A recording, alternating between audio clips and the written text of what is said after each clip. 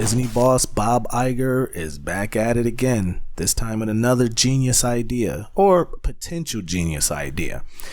This latest idea has to do with the consolidation of ESPN and how he wants the sports leagues that he's paying the most money to become partners in ESPN's ownership.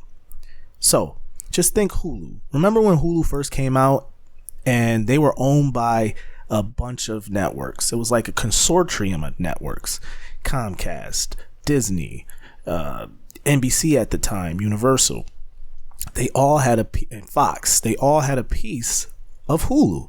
This is before Comcast sold their share and bought NBC, and before Disney bought, who else did they buy? They bought Fox, Fox 21, and before all the studios started to consolidate, and then ultimately Disney purchased Hulu. This is kind of a similar idea, I think, that Iger wants to achieve with the sports leagues that he pays the most money to. Now, we've already gotten to that point. Let's get to the money part and why he's thinking outside of the box like he traditionally does. Remember, he's the guy that said, you know what? Disney's struggling, so I'm going to buy Pixar, which is eating our lunch right now with Toy Story. He bought Pixar. He bought other big Marvel. These were all his ideas. And this is why Disney is the giant that it is today. But back to this really cool sports consortium idea I think he's trying to play with. He's saying, I'm tired of paying the NFL, for example, $2.6 to $2.7 billion a year just to have the rights to Monday Night Football. That's all they get. They get the rights to Monday Night Football to play it on their network on Mondays, and they get other little goodies like some wild card games sprinkled in here and there, and then they also get to host the Super Bowl 2 years. They do the 2026 season, and then they're going to do the 2028 season.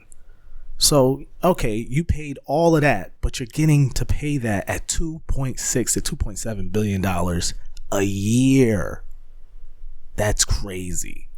So then you go to Major League Baseball, they're getting chump change. I mean, $550 million isn't chump change to you and I, but to big leagues like this, when it comes to money, there's billions on the line here. But for Major League Baseball, they're still around 100, down in 100 millions at 550 million. But for Major League Baseball, just to give them some slack here, they're not going to be hurt by all of this consolidation ultimately, because they've already been doing a lot of streaming deals. They got the deal with T-Mobile and giving customers free access to their MLB League Pass. They've already have all these side regional deals with big teams own their own networks. The Yankees own Yes Network. The Mets own SNY. The Red Sox own NESN, and et cetera, et cetera, et cetera. Every big major league team has its own network, so they're not as hurt by whatever is happening to ESPN. So baseball is going to be in really good shape in the future once all of this weird media stuff consolidates. So back to Iger's idea. So Iger's like, I'm not trying to pay all of this money. This is why we're cutting people and staff and everything like that because of this. We're hemorrhaging dollars. Subscriptions of cable is going down. I said this in my last video, in one of my recent videos, when it came to all the ESPN cuts. It was a bigger thing at play here. It was the cost of sports it's just cannibalizing the industry. It's not getting any cheaper. It's only getting more expensive. And people are watching less television. So that's the reality that Iger's living with and other production companies. This is why the writer strike is happening. You got one side saying, we can only pay a certain amount because of all of this consolidation happening and all this lost in subscribers. We can only do this, which is bullshit, because the big play here, let's be clear, is all streaming. And the actors and the writers know that. They're like, bro, you're not going to cut our legs off before we even walk here. We're going to get at the table first. So all of this is all of this is all related.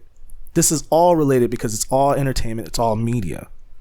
And Bob Iger being a outside the box thinker, a true outside the box thinker, not like some of these other whack ass billionaires who just got money just because of happenstance, just because of tragedy and pandemics and stuff like that. Iger's a real deal, He might be playing the villain against the writers and the actors, but he's usually, he's got all his accolades and all his respect because of outside the box thinking like this. So I think ultimately the leagues are going to have to come to some sort of agreement with Disney when it comes to ESPN, because at the end of the day, these networks still and these leagues still kind of need each other, especially the NFL and the NBA. They're not as set up as or as agile as Major League Baseball is. They're still kind of working on their own infrastructures, but this will be very interesting to see if this goes through. So CNBC is reporting all of this, by the way, so you can check on this information for yourself.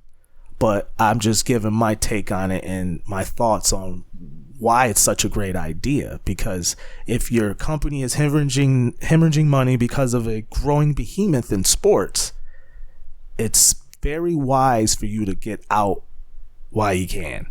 And that's what Bob is doing.